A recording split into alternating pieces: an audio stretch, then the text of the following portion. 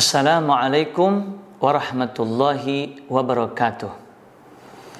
Alhamdulillahilladzi yusabbihur ra'du bihamdihi wal malaikatu min khifatihi. Asyhadu an la ilaha illallah wahdahu la syarikalah wa asyhadu anna Muhammadan abduhu wa rasuluh la nabiyya ba'dah. Allahumma shalli wa sallim ala sayyidina Muhammad wa ala alihi wa sahbihi ajma'in, amma ba'du. Alhamdulillah kita bisa berjumpa lagi pada video pembelajaran terjemahan Al-Quran metode Al-Huda. Kali ini kita masuk pelajaran yang ke-45. Pada pelajaran ke-45 ini yang kita bahas tentang kalimah mabni atau kata yang bentuk akhirnya tetap tidak berubah. Jadi sebelumnya kita sudah membahas tentang kalimah yang mu'rab atau kata-kata yang bentuk akhirnya bisa berubah.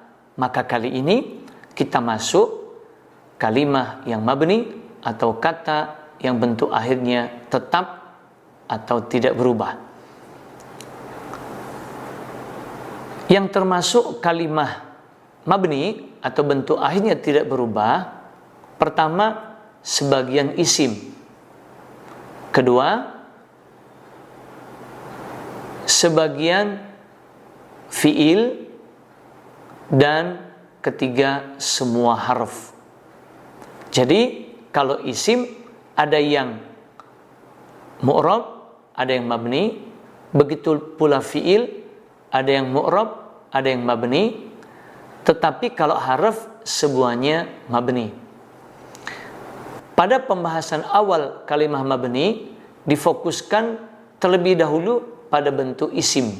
Baru nanti kemudian kita masuk ke fiil dan ke harf. Untuk isim-isim mabni dibagi menjadi 6. Nah, yang pertama yang kita bahas isim mabni adalah isim istifham. Apa itu isim istifham? Isim istifham adalah isim yang digunakan untuk menanyakan sesuatu atau disebut juga kata tanya. Apa saja isim-isim istifham itu? Yang pertama, ma artinya apa. Yang kedua, man artinya siapa. Yang ketiga, mata artinya kapan. Yang keempat, aina artinya di mana. Yang kelima, anna artinya bagaimana. Yang keenam, kaifa artinya juga bagaimana. Yang ketujuh, kam artinya berapa. Dan yang kedelapan, madza artinya apakah. Isim-isim yang baru saya sebutkan termasuk isim-isim istifham, yang mana kesemua isim istifham termasuk isim-isim yang mabni. Artinya bentuk akhirnya tidak berubah seperti semula atau seperti awalnya. Sekarang kita masuk latihan menyebutkan isim istifham. Pertama, kaifa takfuruna billahi wa kuntum amwatan fa ahyakum. Kata yang pertama kaifa artinya bagaimana. Yang kedua takfuruna artinya kalian kafir. Pada kata takfuruna mengandung arti kalian dicirikan dengan huruf ta di awal kata dan waw sukun serta na di akhir kata. Kata yang ketiga dan keempat, dua kata bersambung tulisannya, yaitu billahi. Yang pertama bi artinya kepada. Yang kedua Allahi artinya Allah. Kemudian kata yang kelima wa artinya dan. Lalu yang keenam kuntum artinya kalian adalah. Pada kata kuntum mengandung arti kalian dicirikan dengan tum di akhir kata. Kemudian kata yang ketujuh amwatan artinya mati. Lalu kata yang ke-8, 9 dan 10 ada tulisannya yang bersambung, namun juga ada yang berdekatan meskipun tidak bersambung. Yang pertama fa artinya lalu atau maka. Yang kedua, ahya artinya dia menghidupkan. Dan yang ketiga, kum artinya kalian. Pada latihan yang pertama ini, isim istifhamnya adalah kaifa, yang artinya bagaimana. Jadi karena kaifa merupakan kata tanya, artinya bagaimana, maka termasuk isim istifham. Yang kedua, qalu du'u lana rabbaka yubayyin lana ma hiya. Kata yang pertama qalu artinya mereka berkata. Pada kata qalu mengandung arti mereka, dicirikan dengan waw sukun dan alif di akhir kata. Yang kedua, ud'u artinya mohonkanlah. Lalu kata yang ketiga dan keempat, dua kata bersambung, yaitu lana. Yang pertama la artinya untuk, yang kedua na artinya kami. Kemudian kata yang kelima dan keenam juga dua kata tulisannya bersambung, yaitu robbaka. Yang pertama robba artinya Tuhan, yang kedua ka artinya mu. Kemudian kata yang ketujuh yubayyin artinya dia menerangkan. Pada kata yubayyin mengandung arti dia, dicirikan dengan huruf ya di awal kata. Kemudian kata yang ke-8 dan ke-9, dua kata tulisannya juga bersambung, yaitu lana. Yang pertama la artinya kepada, yang kedua na artinya kami. Kemudian kata yang ke-10 ma artinya apa, dan yang ke-11 hiya artinya dia. Pada latihan yang kedua ini, isim istifhamnya adalah ma yang artinya apa. Karena kata ma artinya apa merupakan pertanyaan, maka ma inilah termasuk isim istifham atau kata tanya. Kemudian kita masuk latihan yang ketiga. Waman azlamu mimman katama syahadatan indahu minallah. Yang pertama wa artinya dan. Yang kedua man artinya siapa atau siapakah. Yang ketiga azlamu artinya lebih zolim atau lebih aniaya. Kata yang keempat dan kelima, dua kata tulisannya bersambung, yaitu mimman. Yang pertama min artinya dari, yang kedua man artinya orang yang.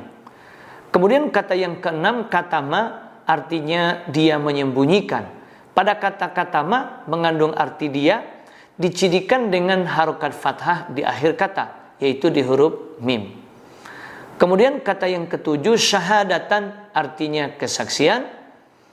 Lalu kata yang ke-8 dan 9, dua kata tulisannya berdekatan meskipun tidak bersambung. Yang pertama inda artinya di sisi, yang kedua hu artinya nya. Kemudian kata yang ke-10 min artinya dari, dan kata yang ke-11 Allahi artinya Allah. Pada latihan yang ketiga ini, yang termasuk isim istifham adalah man artinya siapa atau siapakah. Karena man ini merupakan kata tanya, maka kata man inilah yang termasuk isim istifham artinya siapa. Lalu latihan yang keempat, Sal bani Israila kam atainahum min ayatim bayyinah. Kata yang pertama sal artinya tanyakanlah. Yang kedua bani artinya bani atau anak-anak. Yang ketiga Israila Israel. Yang keempat kam artinya berapa. Yang kelima ataina artinya kami berikan. Kalau lengkapnya kami telah berikan. Pada kata ataina mengandung arti kami, dicirikan dengan na di akhir kata. Kemudian kata yang keenam hum artinya mereka. Lalu kata yang ketujuh min artinya dari. Kemudian ayatin kata yang kedelapan artinya tanda. Dan yang kesembilan bayyinatin artinya yang nyata. Pada latihan yang keempat ini, yang termasuk isim istifham atau kata tanya adalah kam artinya berapa. Karena artinya berapa merupakan kata tanya, maka kam termasuk isim istifham. Lalu kita masuk latihan yang kelima. Hatta yaqula ar-rasulu walladzina amanu ma'ahu mata nasrullah. Kata yang pertama hatta artinya sehingga. Yang kedua yaqula artinya dia berkata. Pada kata yaqula mengandung arti dia, dicirikan dengan huruf ya di awal kata. Kemudian kata yang ketiga ar-rasulu artinya rasul. Kemudian kata yang keempat wa artinya dan. Lalu yang kelima alladzina artinya orang-orang yang.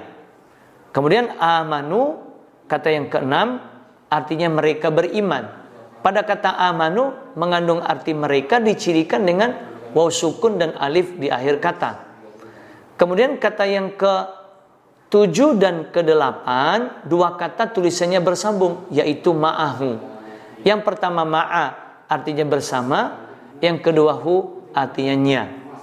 Kemudian kata yang ke-9 mata artinya kapan.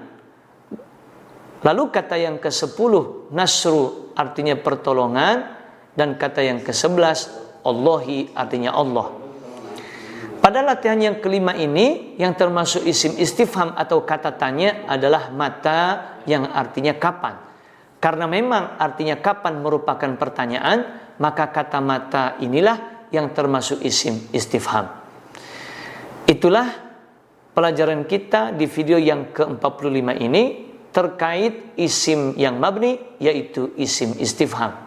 Jadi kalau ada kata yang mengandung pertanyaan secara arti, maka itu termasuk isim istifham. Terima kasih atas perhatiannya. Semoga bermanfaat. Ikuti video-video kami berikutnya. Billahi taufiq wal hidayah.